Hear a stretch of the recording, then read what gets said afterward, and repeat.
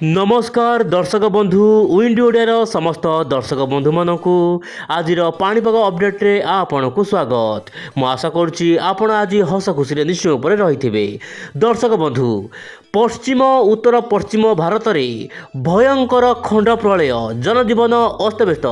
उत्तर भारतर विभिन्न राज्य में प्रबल वर्षा कुआपथर माड़े जनजीवन संपूर्ण अस्तव्यस्त हो पड़ी। तेबे दर्शक बंधु आगामी 24 घंटा केमिति रहिबो राज्यर पाणीपाग देशर पाणीपाग केउ राज्य हेब वर्षा केउ राज्य हेब प्रबल खरा आज भिडियो विस्तृत आलोचना करबा।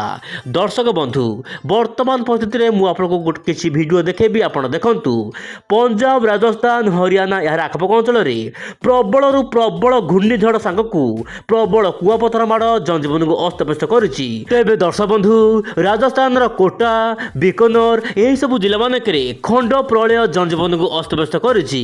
तेबे दर्शक बंधु पंजाब किसी अंचल में प्रबल कुआपथर माड़ देखा मिली। आप मोबाइल स्क्रीन देखु उत्तर भारतर विभिन्न अंचल में प्रबल वर्षा जनजीवन को संपूर्ण अस्तव्यस्त कर देछि।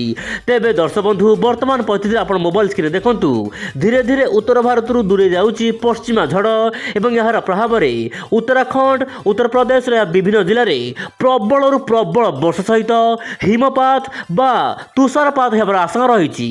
आपंकर जम्मू काश्मीर गिलगित पाकिस्तान यार आखपाख अंचल में भीषण झड़ तोफान भली परिस्थिति देखा मिल पारे। राष्ट्रीय राजधानी न्यू दिल्ली में प्रबल वर्षा देखा मिली गत 24 घंटा मध्य। तेबे दर्शक बंधु राजस्थान विभिन्न जिला सेहीपरि पंजाब विभिन्न स्थान में प्रबल वर्षा फल जनजीवन अस्तव्यस्त होगा सहित फसल व्यापक क्षयक्षति होती।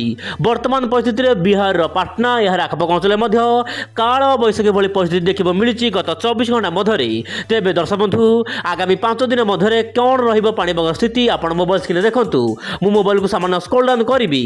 आज हूँ मार्च 3 तारिख एवं आज दिन में उत्तर भारत विभिन्न राज्य में वर्षा सांगक झड़ तोफान भली समस्या देखा मिल पारे। तेबे दर्शक बंधु आसंता काली माने 4 तारिख में पाग संपूर्ण सुखिला हबार आशंका रही। किंतु उत्तर भारतर उत्तर प्रदेश यार आखपाख अंचल में सामान्य वर्षा देखा मिल पारे। किंतु दर्शक बंधु 5 तारिख सकाळ सुधा उत्तर भारतर विभिन्न राज्य में पाग मुख्यतः सुखिला रहिबो। काँ भाँ कोटी हल्का फुल्का वर्षा देखा मिल पारे माने पश्चिम झड़ संपूर्ण दुर्बल हबार आशंका रही। किंतु दर्शक बंधु 6 तारिख बेलू पुणी एक पश्चिम झड़ आसो जहाँपाई उत्तर भारतर विभिन्न राज्य में वर्षा देखा मिल पारे। किंतु दर्शक बंधु 7 तारिख बेलू सामान्य गुरुचाप बड़े सक्रिय हो बंगोपसागर जहाँपाई कि ओडिशा पश्चिमबंग बिहार छत्तीसगढ़ यार आखपाख अंचल में सामान्य वर्षा देखा मिल पारे। किंतु कौन बड़ वर्षा होबार आशंका नहीं। तेबे दर्शक बंधु मुझे कहूँ चाहिए वर्तमान जो काल बैशाखी भली समस्या देखा मिली उत्तर भारतर विभिन्न राज्य में यार प्रभाव ओडिशा पर पड़ार आशंका नहीं। तेबे ओडिशा तापमात्रा बढ़िबा नहीं आंचलिक पाणीपाग सूचना देछि।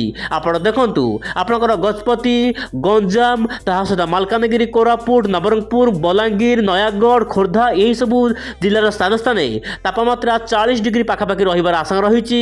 तेबे दर्शक बंधु आगामी 2 सप्ताह पर तापमात्रा ग्राजुआली बढ़िबार आशंका रही और केतक अंचल 40 डिग्री पार होबार मध्य संभावना रही जहाँ पाणीपाग तरफ आंचलिक पाणीपाग तरफ सतर्क करा जायछि। तेबे दर्शक बंधु मु पूर्व भिडियो मानक कही चलित वर्ष भयंकर बा अति भयंकर खरा हबार आशंका रही। तापमात्रा 45 डिग्री टपिबार आशंका रही ओडिशार विभिन्न जिले में। तेबे देखिबार कथा आगु तापमात्रा केमिति रहुछि। वर्तमान परिस्थिति दर्शक बंधु पश्चिम झड़ प्रभाव में आपनकर 3 ରୁ 5 तारिख मध्य आपनकर बलांगीर ता सहित क्षमा करेंगे दर्शक बंधु बरगढ़ संबलपुर झारसुगुड़ा केउंझर मयूरभंज बालेश्वर केतक अंचल में हल्का फुल्का वर्षा क्या भाकुटी बड़ वर्षा देखा मिल पारे। विशेषकर आपनकर 3, 4, 5 माने आज हेब आसना काली हो पारे। किंतु दर्शक बंधु छोट छोट एरिया रे वर्षा हो पारे। सही पड़े दर्शक बंधु मयूरभंज बालेश्वर में आपनकर 4 तारिख में हल्का फुल्का वर्षा देखा मिल पारे बोली आंचलिक पाणीपाग तरफ सूचना मिली। किंतु कौन बड़ वर्षा होबार आशंका नहीं। सही पड़े दर्शक बंधु 5 ରୁ 8 तारिख मध्य पाग मुख्यतः शुक्ला रहिबो ओडिशार विभिन्न जिले में। तेबे दर्शक बंधु ओडिशार विभिन्न जिलार पाणीपाग खबर पाई आपण निश्चय उपरे विंडी ओडिया चैनल सहित जोड़ी ही रुहंतु। आज एतिकी पुणी देखब आसना काली आउ एक नुआ अपडेट रे। नमस्कार जय जगन्नाथ दर्शक बंधु।